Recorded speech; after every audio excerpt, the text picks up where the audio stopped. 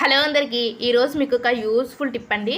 మనము పచ్చి కొబ్బరి చిప్ప నుండి కొబ్బరిని సపరేట్ చేయడం చాలా కష్టపడతాం కదా. అయితే చాలా ఈజీగా సింపుల్గా ఈ 2 టైప్స్లోని మనము కొబ్బరి నుండి అంటే చిప్ప నుండి కొబ్బరిని చాలా ఈజీగా సపరేట్ చేయొచ్చు. ఫస్ట్ మనం ఒక బౌల్ తీసుకొని బౌల్లో వాటర్ వేసుకోవాలి. చూడండి, ఈ వాటర్లోని కొబ్బరి చిప్ప ఉంటుంది కదా, ఈ చిప్పర్ని ములిగేటట్టుగా కాకుండా ఇలా తేలేటట్టుగా పెట్టుకోవాలి. సో ఒక 10 మినిట్స్ వాటర్ని బాగా బాయిల్ చేసుకున్న తర్వాత చిప్పని తీసేసి కొంచెం చల్లగా అయిపోయిన తర్వాత చూడండి, ఒక నైఫ్ తీసుకోవాలి.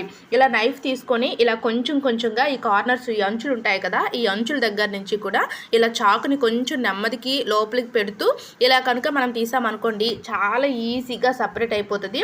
మనం కొంచెం చాకుని లూజ్ చేస్తూ తీసుకోవాలి. చాలా సింపుల్ అండి.